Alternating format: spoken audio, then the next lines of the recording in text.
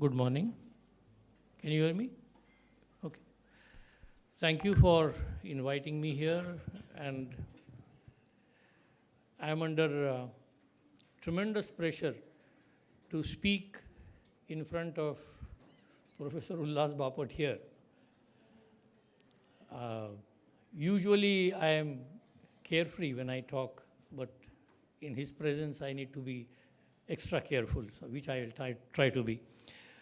It's my absolute pleasure to be here in MIT, and if I may disclose, when Dr. Vishwanath Karad started the MIT in Shivaji Preparatory School, I was one of the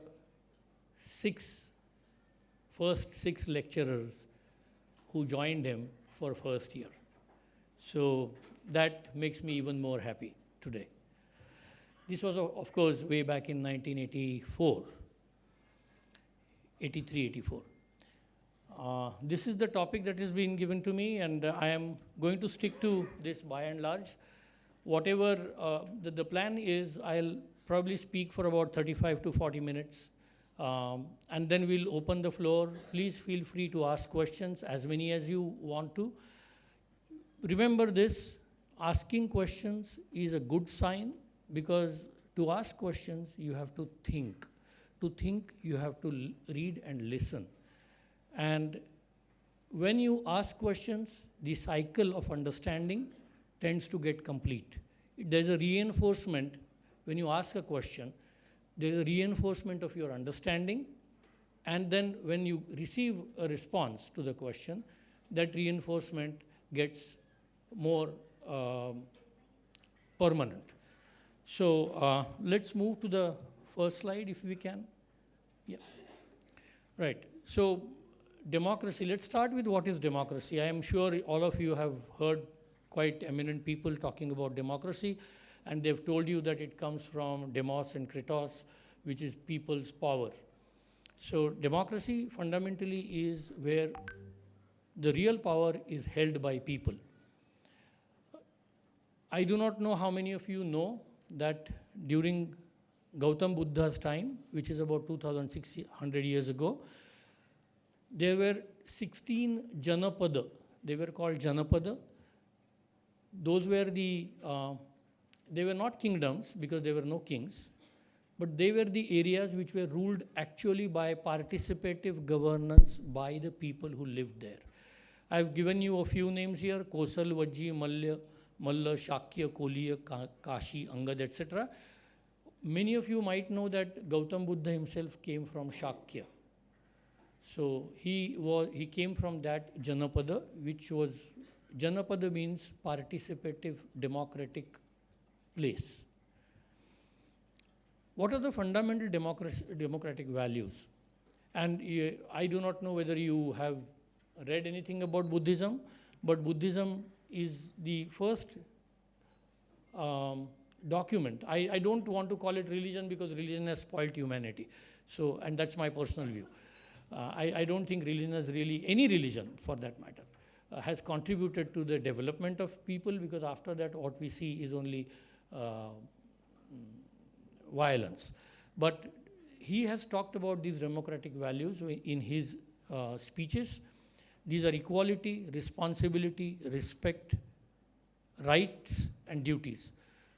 We typically tend to talk about rights and duties alone, but you will find that they feature the last two here.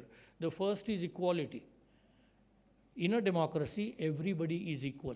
Now, when we talk about equality, it doesn't necessarily mean that everybody is equal in terms of their own capabilities, individual capabilities. No, everybody is different. Somebody is taller, somebody is shorter, somebody is fatter, somebody is leaner, somebody is more intelligent in one area, somebody is more intelligent in some other area, somebody is more creative, somebody is musically gifted. So we have as much variety as we can think of. But fundamentally, we are equal as individuals. We have equality in that sense. Nobody is more equal. We also have a huge responsibility in democracy. Famously, I do not know again whether you have read Jean-Paul Sartre, the eminent philosopher, who is considered a founder of existentialism. If you haven't, please do read him. He's famously said, I am condemned to be free. He used the word condemned to be free, because with freedom comes a lot of responsibility. But for that, we have to understand that there is a difference between freedom and anarchy. What we treat as freedom here, today, in India, is anarchy. For example, we say that I am free to burst a cracker. Now, if I am free to burst a cracker as my enjoyment, you are free to enjoy the quiet around you. When I burst a cracker, I deprive you of your freedom. So the common space is of everybody with equal right. And that is why we have a responsibility to respect other people's rights. And that's where comes the respect. We have to respect everybody. With respect, automatically will come tolerance, because if you are respectful, you become tolerant. And then you are tolerant to their rights. You also know your rights, but you also know your duties. And that's how democratic values are stacked. In the part of the governance of democracy, those who are in governance and those who look at governance have to look at these things. What are those? Can we go to the next slide, please? Thank you. We have to have decisions and laws that are rational, that are not made to suit somebody or to somebody's whims and fancies, but they are rational. There is an explanation, logical reasoning why that law exists or is modified or is scrapped. So they have to be rational, they have to be fair to all. Here each word is important, both fair and all. It has to be responsive to all. So the law should respond to people in equal measure. It has to be accessible to all. So access to law has to be equal. When I say this, I'm sure you understand that the access many a time is limited by the physical proximity in the current Indian infrastructure, which should not be the case. In the 21st century India, we would like to see that we have truly a digital India. There is a lot of talk about digital India, but digital India doesn't go beyond urban cities. And I can say this with authority because in one of my recent questions to the Election Commission, I had raised an RTI to know how many villages in Maharashtra in 2024 election did not have cell phone coverage. And coming from a state like Maharashtra, I thought, because it's a progressive state, and we accept that it is one of the most progressive in India, I had thought that the list would be very short. My RTI query was sent to Department of Telecommunication, who responded with a 56-page list. A 56-page list of villages in Maharashtra that do not have any cell phone coverage. Now, if the governance is going to be digital, these villages in that list are clearly deprived of the access because there is no cell phone coverage there. How will they access digitally? Anything, whether it is school, whether it is access to government websites, or whether it is access to even a challan for the traffic. So the accessibility to all is a very important measure of good governance. If you're denying some population the access, you're denying their fundamental rights to them.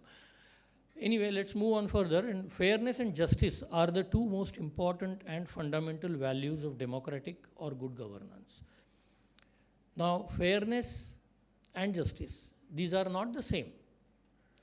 Justice, I am not going to discuss each word because we have to move forward to digital things, but I would strongly urge you to read the definitions and the meanings of each of these words. Transparency is the foundation of fairness and trust. See, if we are not transparent, if I keep a glass of water here and I keep blue water in it and I put a cover on it and I tell you that there is red water in it and I don't show it to you, will you trust me? No, really. I mean, you don't even know what is there inside the glass. You don't even know if there is water, whether it's yellow or red or black or blue. I haven't shown you anything, and I keep on denying your request to show you. Now, what is the chance that you will trust whatever I say? You will not, because I'm not being transparent. I'm not showing you anything. If you go to a mithai shop and you ask for, let's say, a quarter kilo of pedas, what do? Even if it's a regular shop that you buy from, you still have a look at which pedas is he putting in the box, he or she. You look at the weight, the digital weight. So you make sure that there are pedas in the box and they are 250 grams. If for some reason that weight doesn't show you 250, you can't see any reading there, will you be comfortable? No, you won't be, because you want transparency. To trust anything, we need transparency. Just having a claim doesn't make things, you don't prove anything. In a scientific thought, if you make a claim, it has to be proved, and it has to be proved by what is known as a method of proof. And trust, if that is the value, the method of proof is transparency. That's the only thing. So we need transparency, we need rationality and equality. If I say that this is red, just because I think it is red, won't go with you.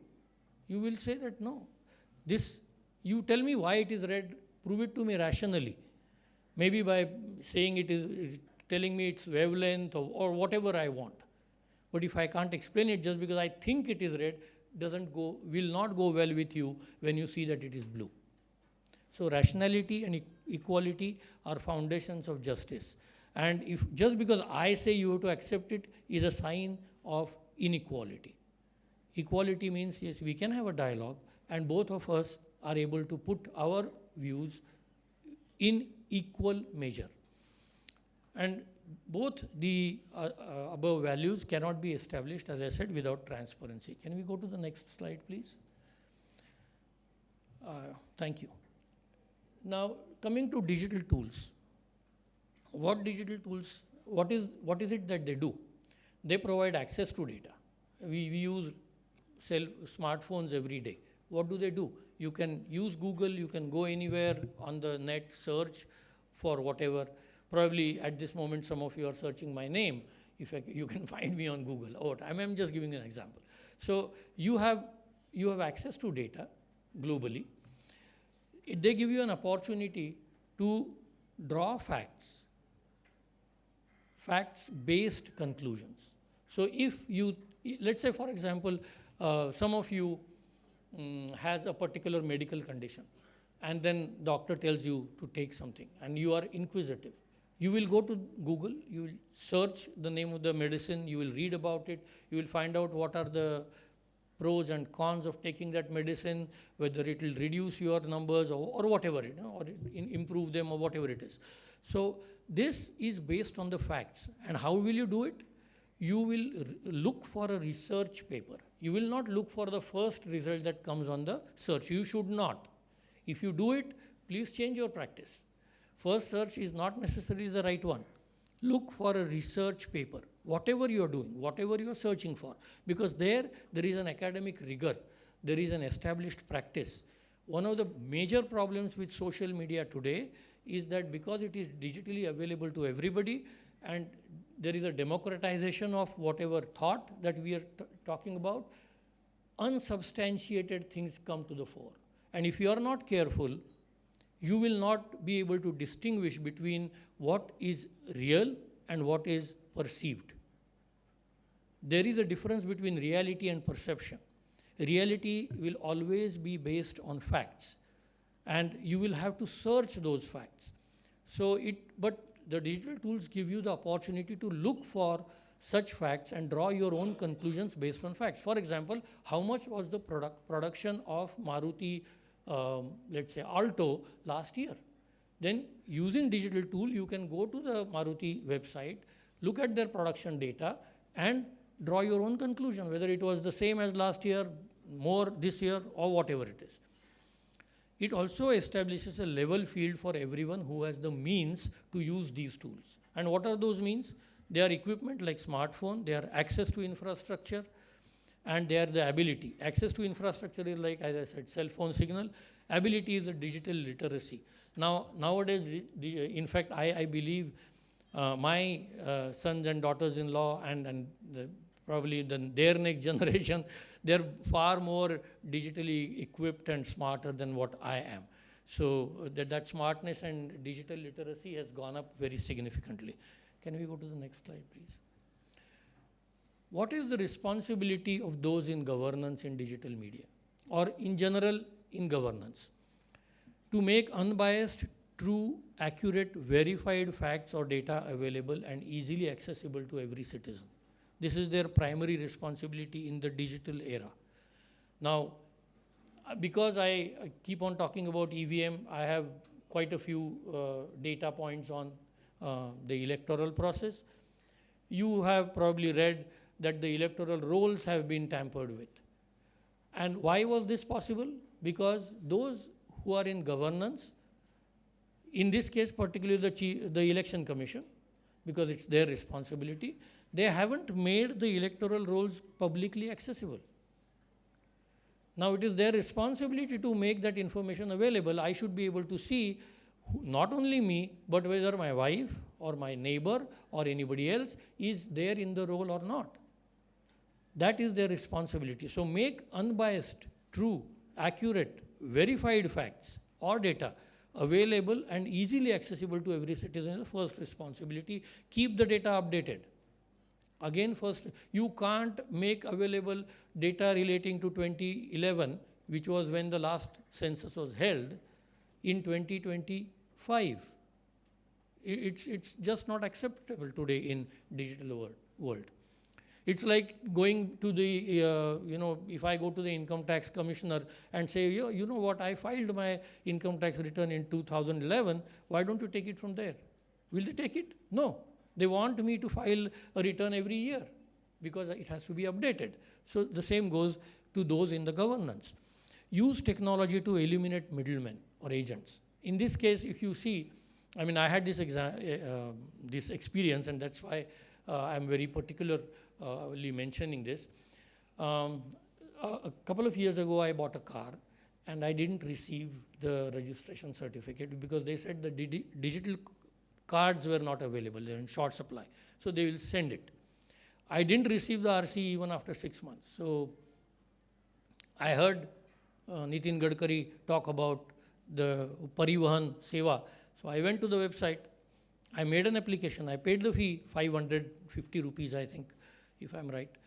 And I went to the last page, filling up all the information, and that last page says, now visit the RTO office. And I'm saying, come on. Give me a break. You're giving me a digital, you're saying this is online, you're giving me a digital portal, you're giving me access, you got me fill 5 pages of information, and now you're saying go to the RTO? So this should not happen. The technology should eliminate. What happens when I go to RTO? I go to an agent because the officer there is never available to me. So the reason I mentioned this is because the technology should have eliminated these agents, which it hasn't. Define and implement time to respond to every inquiry or approach. So I had the opportunity to live in the US for some years. And in there I realized that for every form, at the top of the form, expected time to fill the form is written. If they say it's 5 minutes, and if it takes you 6 minutes, you can legitimately complain. that this form cannot be filled in 5 minutes, so change the time. And they will change it if it is found to be correct. If you are extra slow, then they will not. But if you are an average person and you still take 6 minutes, they will change. So there is an accountability. There is a necessity of setting expectations correctly. And there is a responsibility that everybody has to take in a democratic governance. Ensure accountability. Provide a clear and unambiguous audit trail. Now, what is audit trail? Have you heard of audit trails? Have you heard of audit trails any time, in any way? Just raise your hands if you have. If you haven't, then I'm going to explain to you in a short narrative. Okay. An audit trail. You know what audit is, right? Audit is verification of, cross-verification of two sources of data to check that both the sources tally. A trail is a trace. So an audit trail tells you that, so I'll give you an example.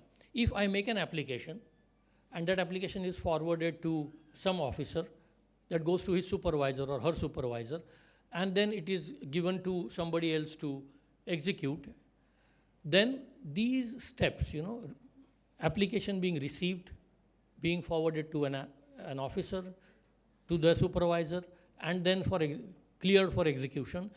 If this trail is entirely shown to me with the date, the time, and the remarks,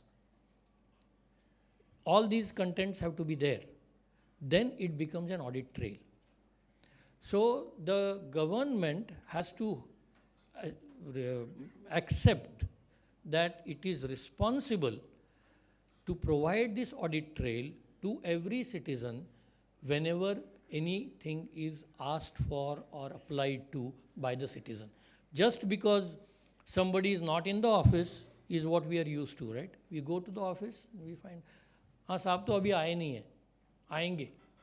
Very routine answer in India, right?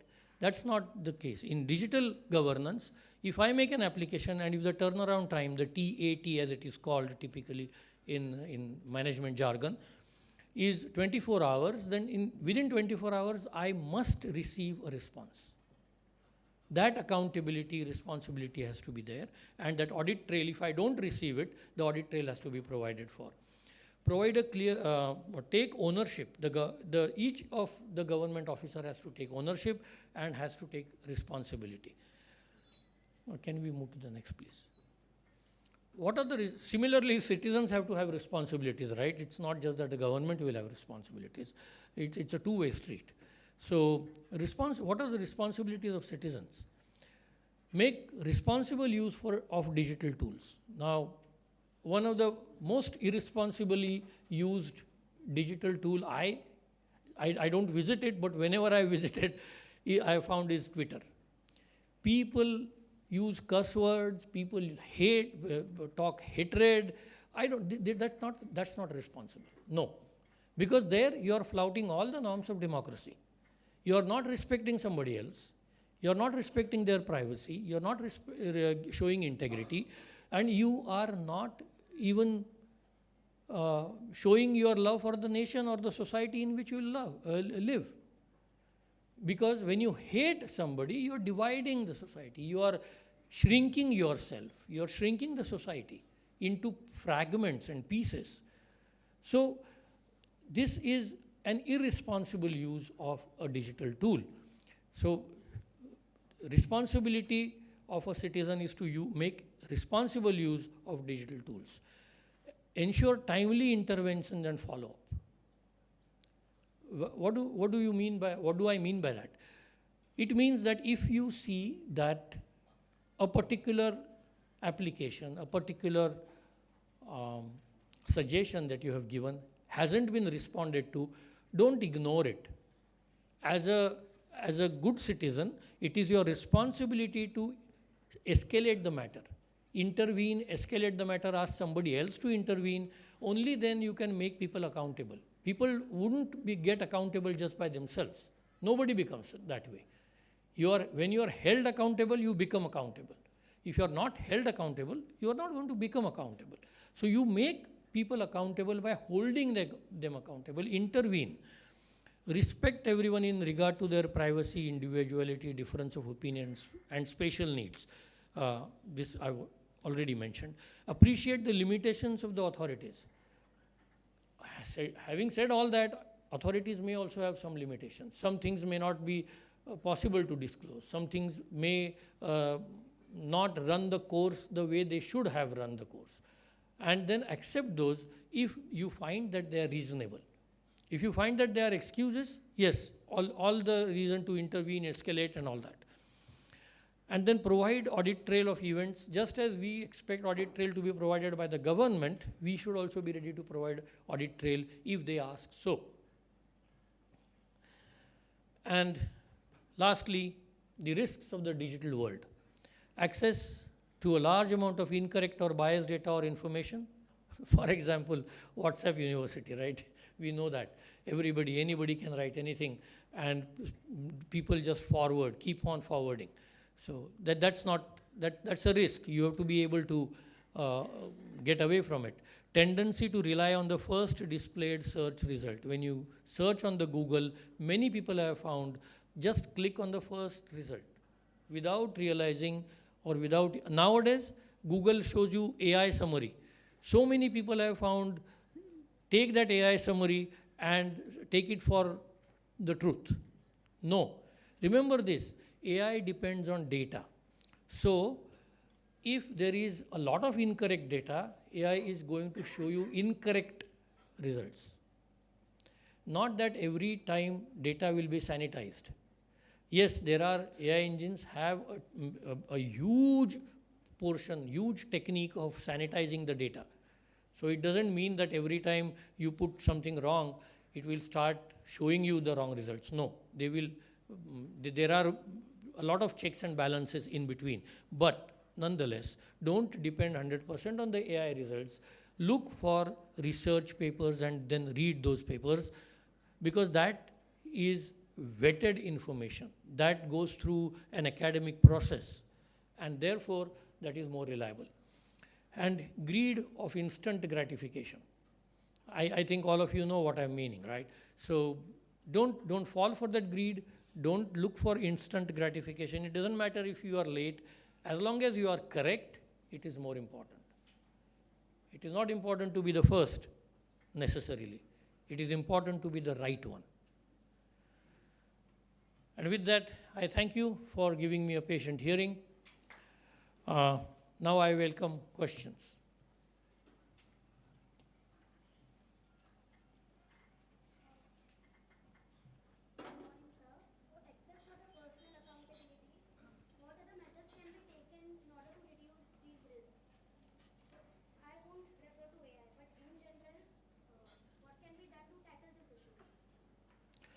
As far as referring to AI, in a formal environment is concerned, there are so many tools available nowadays that tell you that there is a perjury happening here, or there is copying happening. So that can be detected. But the most important thing is the ownership that we take about ourselves. And that's why I told you, by the way, the existentialism that I talked about, of which Sartre is said to be the founder, it has a very foundational principle which is very important and very progressive in many ways, is that it says that for every action and every result in my life, only I am responsible. Nobody else is responsible. I have to take the entire responsibility for what happens in my life or to my life. There is nothing like God. There is nothing like social factors. There is nothing like context. It is my responsibility to behave the way I should behave. Nothing else really takes that away. And that's a very important principle to live by. It's hard, but it's very important. If we started living by it, I think world will be a very different place. So ultimately, it is our ownership. Next question.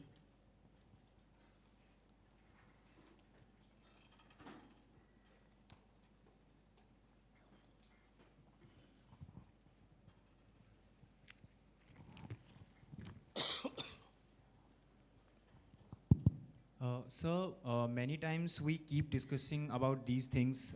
We keep discussing that there has been problems in the society, in the government system, but we do not discuss about the solution.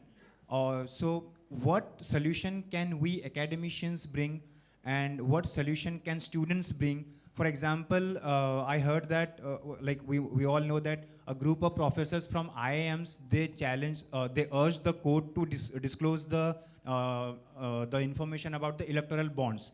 And that's how it came, so many information came out from that. So could that be a way, or can there be some other ways that how academicians can play a role to bring a change in the society or in the government system?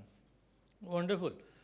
I have to go back to Gautam Buddha, because in his first lecture, he told his disciples, do not trust anything because I am saying so.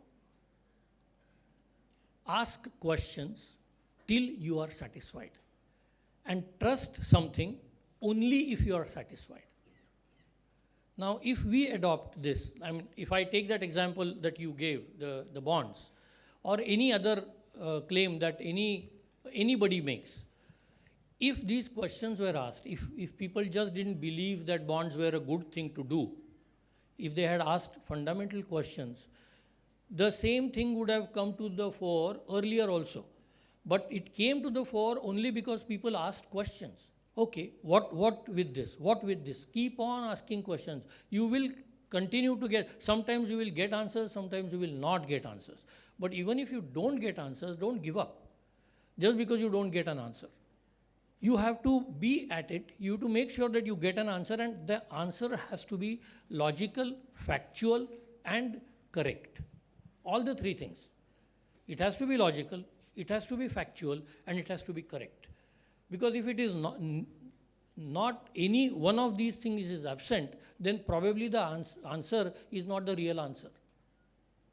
And again, now this is a little away from what we are talking today, but when I used to consult organizations, I used to tell them, ask questions that will lead you to the root of the problem.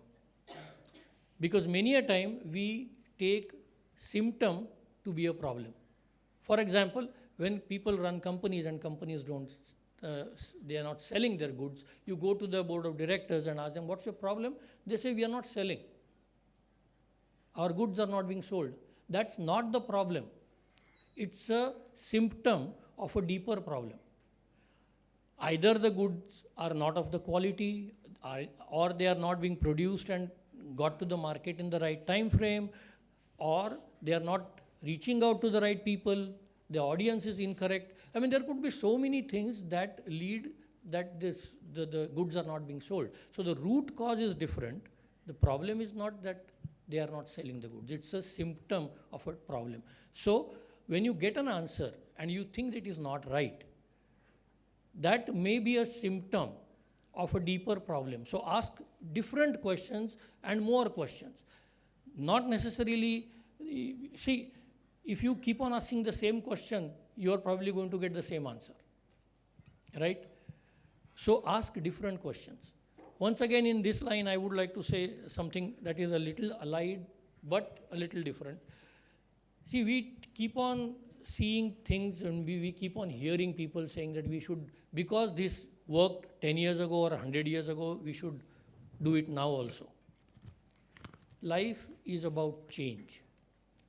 If right now any one of you behaved as they behaved when they were 10 years old, what would others do? They would laugh at the person, right? You're not at 21 or 24 or 20, you're not expected to behave as a 10-year-old. So life is about change. We change, things change, expectations change, and their manifestations also change. So don't repeat things that worked maybe 100 years ago, because 100 years ago things were different. 10 years ago things were different. Today things are different. Past will never take you to future. Present will. So look at the present and then go to the future. If you look at the past, it's like driving a car looking in the rear view mirror. You're definitely going to have an accident, right? So ask questions, but maybe ask different questions. Then you will get answers. And you will have to keep on asking questions. The real value add is in thinking and asking questions. Because asking questions is a sign of seeking answers. That's the first step.